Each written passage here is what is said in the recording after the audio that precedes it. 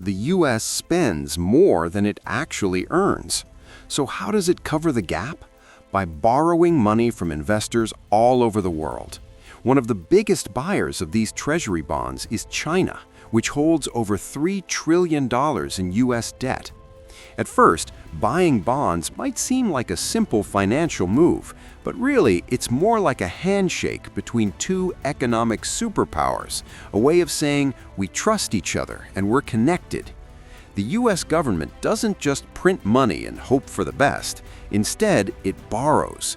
Every year, federal spending outpaces tax income, and that gap has to be filled.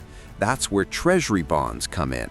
They're basically IOUs that keep the system running, letting the U.S. fund its operations while giving investors a safe place to park their money. In simple terms, Treasury bonds are just IOUs. When the government needs money, it issues these bonds, and investors, both American and foreign, buy them. They're lending money to the U.S., and over time, they get paid interest in return. But what if that balance changes? What if China stops buying U.S. debt, or worse, starts selling it?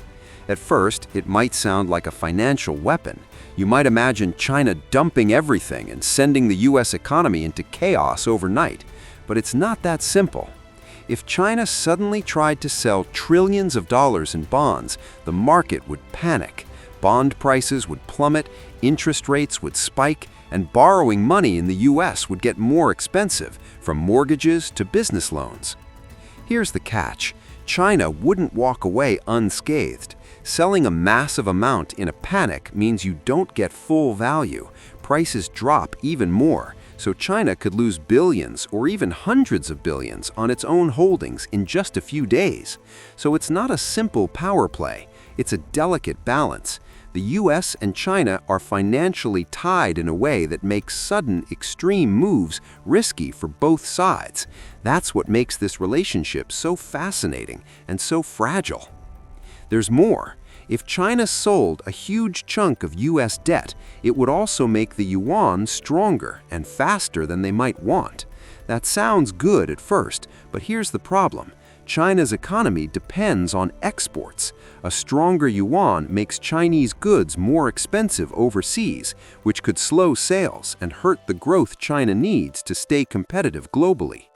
And it wouldn't just hurt China. The world is connected. A sudden financial shock in the U.S. would ripple everywhere. Stock markets could stumble, currencies could swing wildly, and international trade might get disrupted. That's why even if China wanted to, dumping all its U.S. debt isn't a simple risk-free move.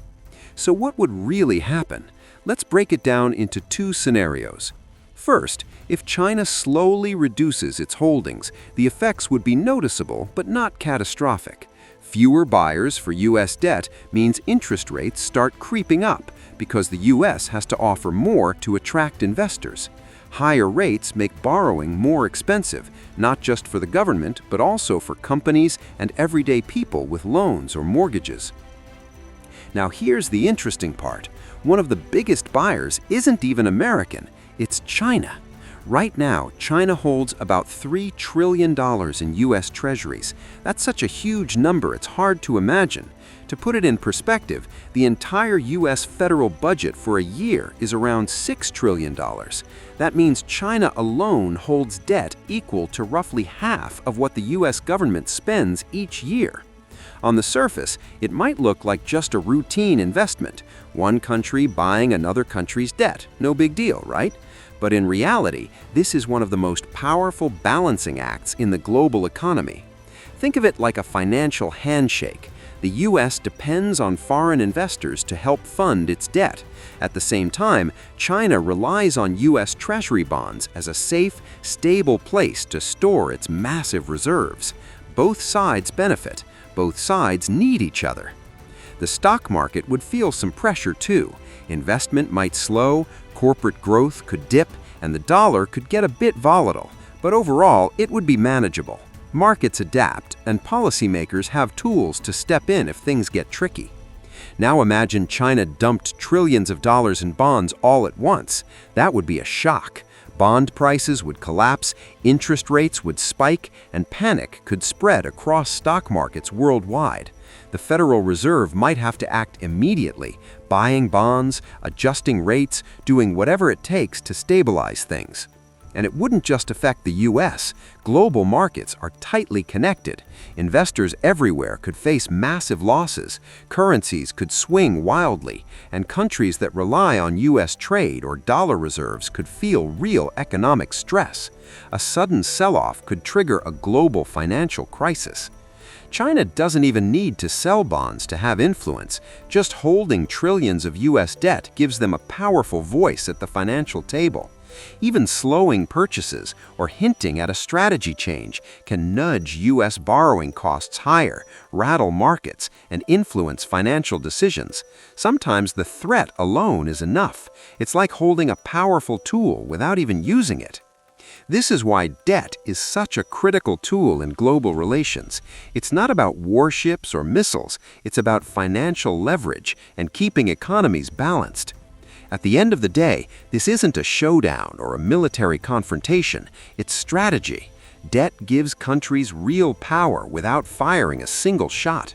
China's massive holdings of US Treasuries are a clear reminder that today's biggest battles aren't fought on battlefields, they're fought in financial markets. Smart financial moves and debt leverage shape policy, markets, and even global stability. While the idea of China dumping trillions of dollars sounds scary, the reality is more subtle. Mutual dependence, careful planning, and market mechanics keep sudden disasters in check, but the leverage is always there. So, next time you hear someone talking about US debt or China's reserves, remember the real financial weapon of our time isn't tanks or missiles, it's billions, even trillions of dollars in paper that can move entire economies.